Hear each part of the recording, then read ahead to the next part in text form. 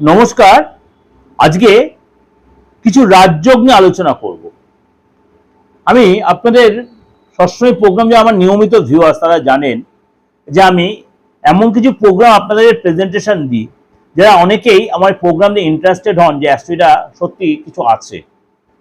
অনেকে আমাকে হোয়াটসঅ্যাপ মেসেজও করেছেন যে হ্যাঁ, আপনার প্রোগ্রাম শুনে কিছু মনে হয় কিছু হয়তো বাস্তব আছে। সেই জন্য আপনাদের কাছে সেরকম কিছু আলোচনা করব আজকে কিছু রাজযোগ নিয়ে। এই মে মাসেই তৈরি হচ্ছে কিছু রাজযোগ, এবং সেই রাজযোগ আমার কিছু কিছু রাশির জন্য যথেষ্ট তার পাওয়ারফুল হবে। যখন কোনো যোগ তৈরি, রাজযোগ হওয়ার নেগেটিভ কোনো যোগ তৈরি হোক, সেটা 12 রাশির ক্ষেত্রে প্রভাব বিস্তার করে। 12 রাশির ক্ষেত্রে প্রভাব বিস্তার করে। এবার একাধিক রাজযোগ এই মে মাসেই তৈরি হচ্ছে। একাধিক রাজ্য কি তৈরি হচ্ছে? যেমনি আপনার বুধায়িত্ব যোগ তৈরি হচ্ছে, যেমনি রুচক রাজযোগ তৈরি হচ্ছে, বুধায়িত্ব যোগ তৈরি হচ্ছে, গজকেশরী যোগ তৈরি হচ্ছে, লক্ষ্মীনারায়ণ যোগ তৈরি হচ্ছে। এই যে যোগগুলো আপনার জন্য কি প্রভাব বিস্তার করছে?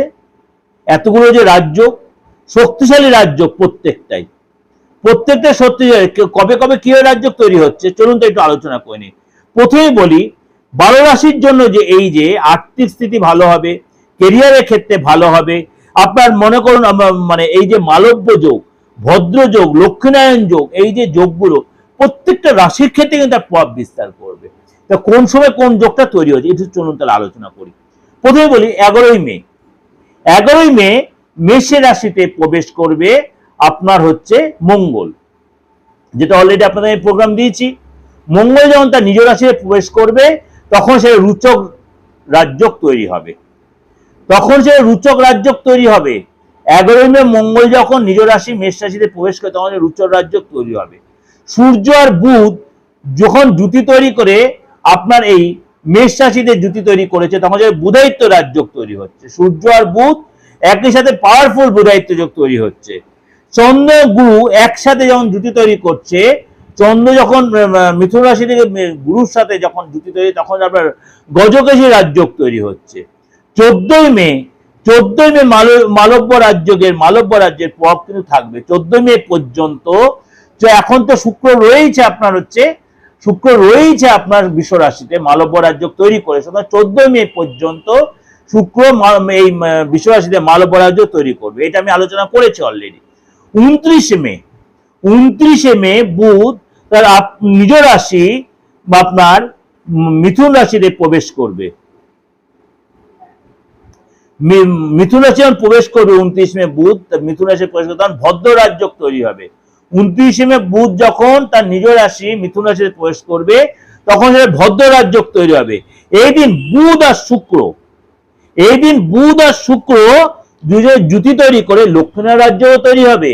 তাহলে 14ই মে পরে যখন শুক্র মিথুন রাশিতে প্রবেশ করছে, আর 29 মে আপনার বুধ যখন মিথুন নিজ রাশিতে তখন ভদ্র রাজযোগ তৈরি হলো, আবার শুক্র আর বুধ জুতি তৈরি করে লক্ষ্মীনারায়ণ যোগ তৈরি হলো। It's a miracle time. অর্থাৎ মে মাসে এই যে একাধিক রাজযোগ তৈরি হলো আপনার জন্য কি প্রভাব বিস্তার করছে। প্রথমে বলি, এই যে সূর্য, মঙ্গল, শুক্র, বুধ, এই যে তাদের গোচরের জন্য একাধিক রাজযোগ তৈরি হচ্ছে, আপনার রাশির জন্য কি প্রভাব বিস্তার। সিংহ রাশি এই যে যোগ আপনার জন্য ইটস এ মিরাকেল সময়। শুধু এই সময় কিন্তু আপনার মানে ফালতু খরচ বন্ধ হবে, লোকের সম্মান পাবেন। মনে করেন দীর্ঘদিন আমি মার্কেটে আপনি ধার করে হয়তো বসে নেই, সবাই সিংহ রাশি ধার করে বসে তা না, হয়তো আপনি লোন নিয়ে জর্জরিত হয়েছিলেন। এই সময় লোন শোধ করার একটা জায়গা আপনার তৈরি হবে, সম্মান পাবেন, সামাজিক স্থিতি তৈরি হবে, সামাজিক মান সম্মান বৃদ্ধি হবে, কেরিয়ারে নতুন যোগাযোগ বাড়বে, কেরিয়ার নতুন দায়িত্ব বৃদ্ধি হবে, বসের সাথে সুসম্পর্ক হবে। যেসব লোকেরা আপনাকে ভুল বুঝেছিল তাদের সাথে সুসম্পর্ক, কিন্তু আপনাকে সততার সাথে মেনটেন করতে, আপনার মিথ্যা অ্যাভয়েড করতে। আপনি কথায় কথায় যে মিথ্যার আশ্রয় নেন, এইটাকে আপনার মিথ্যা বললে সবসময় নেগেটিভ ঊর্জা তৈরি হয়, নেগেটিভ পাওয়ার তৈরি হয়, লোকের সাথে সম্পর্ক খারাপ হয়। আপনি সততার আশ্রয় দেন, সৎ পথে এগোন, তাহলে কিন্তু আপনি অনেকদিন আগে উঠে যেতে পারতেন। সিংহ রাশির লোকেরা কারণে অকারণে ভীষণ মিথ্যার আশ্রয় নিয়ে ফেলে। আপনারা এর জন্য কিন্তু অনেকটাই পিছনে সরে যাচ্ছেন, ক্ষমা করবেন ভাষাটা। আমি কিন্তু আপনাদের হার্ট করার জন্য বলছি না কথাটা। আপনারা যথেষ্ট হয়তো ভালো, কিন্তু আপনাদের বিনা কারণে আপনাদের মুখ থেকে যে মিথ্যা বেরিয়ে যায়, এই মিথ্যারে আপনাকে অনেকটা পিছনে আপনাদের প্রচুর নেগেটিভ ভাইব্রেট তৈরি করে দিচ্ছে। যেটা ঠিক সেটাই আপনি লোকের কাছে প্রেজেন্টেশন করুন। আর মিথ্যা প্রতিশ্রুতি, মিথ্যা স্বপ্ন কাউকে দেখাবেন না, মিথ্যা আশ্রয়ে নিজে থাকবেন না। স্বপ্ন দেখুন, বাস্তবে ভিত্তিতে স্বপ্ন দেখুন, আপনি ঠিক ডেভেলপ করবেন। যার কাছ থেকে হেল্প পেয়েছেন তাকে ঠকাবেন না। অতীতে যার কাছ থেকে হেল্প পেয়েছেন তার অবশ্যই কৃতজ্ঞতা মেনটেন করে তার রিটার্ন দেওয়ার চেষ্টা করবেন। তাহলে আপনার উপরওয়ালার কাছে আপনি হেল্প, আপনি যে ধর্মের লোক হন, হিন্দু হন, মুসলিম হন, খ্রিস্টান হন, যে হন, আপনি অবশ্যই উপকারিতা অস্বীকার করবে না, তাহলে কিন্তু এটা চরম ক্ষতি। হয়তো এই মুহূর্তে আপনি বেঁচে গেলেন, ভাবলেন কেউ দেখলো না, কিন্তু উপরওয়ালা একজন আছে, তাকে কিন্তু কোনো ফেরত বন্ধ করা যায়, তার চোখ এড়ানো যায় না, যদি আপনি মানেন। আমি সবসময় বিশ্বাসে মিলাই বস্তু তর্কে বলবো, কিন্তু আজ পর্যন্ত আমি 30 বছর 29 বছর প্রফেশনে আমি যারা দেখেছি, যারা যারা এই ভুল পথ করেছে তারা কিন্তু অনেকেই ঠকে গেছে, তারা এখন অনুশোচনা করে। অনেক বয়স্ক ব্যক্তি ছক দেখে হাত দিয়ে বলছে আপনি এরকম ভুল করেছেন, হ্যাঁ ভুল করে ফেলেছি, এখন এটা প্রায়শ্চিত্ত করছে, আলবাত করছে। সে নিজের ক্ষেত্রে করছে, তার সন্তানের ক্ষেত্রে করছে, বা তার নাতিপুতিদের ক্ষেত্রে করছে, দেখেছি আমি অনেক দেখে নিয়েছি। লক্ষ লক্ষ লোকের সাথে আমার যোগাযোগ হয়েছে এই প্রফেশনে থেকে।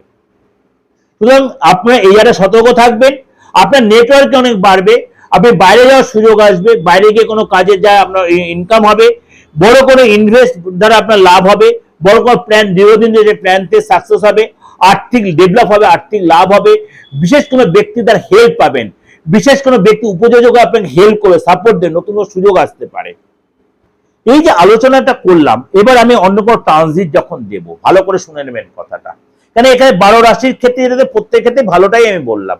এবার অন্য কোনো ট্রানজিট দেব, মনে করুন কোনো ট্রানজিটের নেগেটিভ এফেক্ট আমি বলছি, তাহলে এই যে নেগেটিভ এফেক্টটা আপনি ঘাবড়ে গেলেন, সহজে কমেন্ট বক্সে মেসেজ করে পাঠালে আপনি তো ওখানে ভালো হবে, আলবাত বলেছি ভালো হবে, কিন্তু নেগেটিভ যে এফেক্টটা বলছি ভালো করে, আমি তো যেসব গ্রহগুলো চেঞ্জ হবে তার জন্য কি কি রাজ্য তৈরি, একাধিক রাজ্য যে আপনাদের 12 রাশির ক্ষেত্রে প্রভাবটা দিচ্ছে, ভালো প্রভাব অবশ্যই দেবে, কিন্তু আপনার বাচ্চাটা আগে দেখুন, শুক্রটাকে আপনার নেগেটিভ নক্ষত্র রয়েছে, রবিটা কি নেগেটিভ নক্ষত্র না, বৃহস্পতি নেগেটিভ, এগুলো যদি হয়তো এটা নেগেটিভ ফল দিচ্ছে। এরপরে আপনার কোনো গ্রহ হয়তো ট্রানজিট হচ্ছে, তার জন্য কোনো রাশির জন্য আমি নেগেটিভ ফল বললাম, ততটা নেগেটিভ দেবে না যতটা আপনাকে এখানে পজিটিভ বললাম। সে পজিটিভটা নেগেটিভ ফলটা অনেকটাই খর্ব করে দেবে। এই যে পজিটিভ প্রভাবটা বললাম না, নেগেটিভ প্রভাবটা অনেকটাই খর্ব, যদি আরো খর্ব করে দেবে, নেগেটিভ প্রভাব হবেই না যদি আপনার বাচ্চাতে গ্রহ রাশির সিচুয়েশনটা অনেক ভালো থাকে, যে গ্রহ রাশির জন্য রাজযোগ তৈরি হচ্ছে, মঙ্গলের জন্য, শুক্রের জন্য, বুধের জন্য, বৃহস্পতির জন্য, তাহলে আপনার নেগেটিভ প্রভাবটা তার গায়েই আসবে না।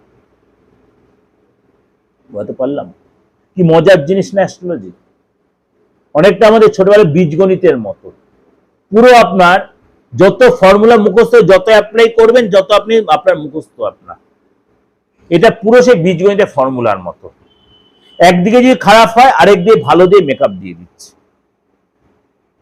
মাইনাসে মাইনাসে প্লাস করতে আমরা মনে আছে, প্লাস মাইনাসে মাইনাস, মাইনাস মাইনাসে প্লাস, সেই থিওরিগুলি একটু মাথায়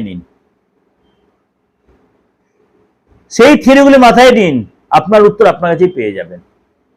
এই যে 12 রাশির ফায়দাটা বললাম, আপনারা অনেকটা এগিয়ে থাকলেন। নেগেটিভ প্রভাবটা এখন বলবো, কোন রাশির প্রভাবের জন্য আপনারা অবশ্যই দুটোকে মার্চ করবেন, তারপরে ভালো মন্দটা সারাটা মাস আপনারা উপভোগ করে ফিল করবেন।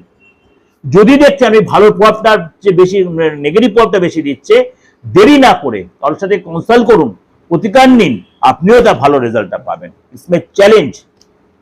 তন্ত্র পারে না এমন কোনো কাজ নেই। আপনার চার্ট যদি সাপোনার চার্টটা রেকটিফাই করে, তাহলে বলে সূর্যটা তো এখানে রয়েছে, ইম্পসিবল, আপনার চার্ট ওখানেই থাকবে, কিন্তু গোরাশির যখন প্রতিকার করা হবে না, তখন আপনার নিজের মধ্যে ভাইব্রেশনের চেঞ্জ এসে যাবে।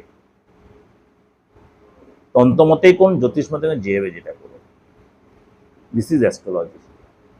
আমি অ্যাস্ট্রোলজি মেন থিমটা আপনাদেরকে তুলে ধরলাম, যারা অ্যাস্ট্রোলজি করছেন তারাও বুঝতে পারবেন আমার এই আলোচনাটা।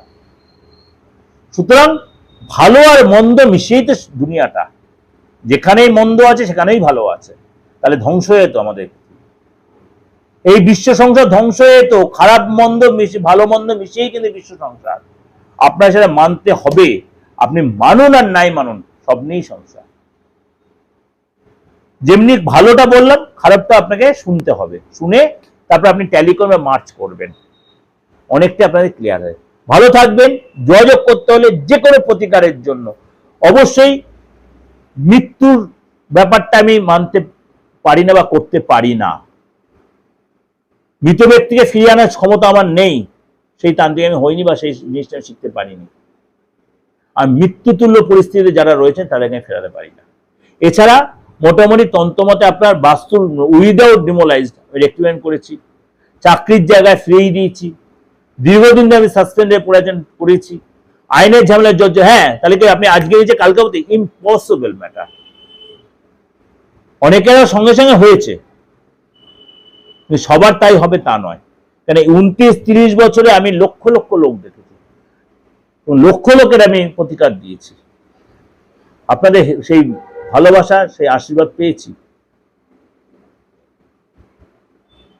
সুতরাং আপনিও যদি মনে করেন দেশে বিদেশে যারা আছেন আমাকে বিশ্বাস করে যে আসতে পারেন, অনলাইনে প্রেডিকশন নিতেই পারেন, অনলাইনে আপনি প্রতিকার পাঠাতেই পারেন, কারণ এইটাই হচ্ছে আমার ফোনপে, এটাই আমার হোয়াটসঅ্যাপ।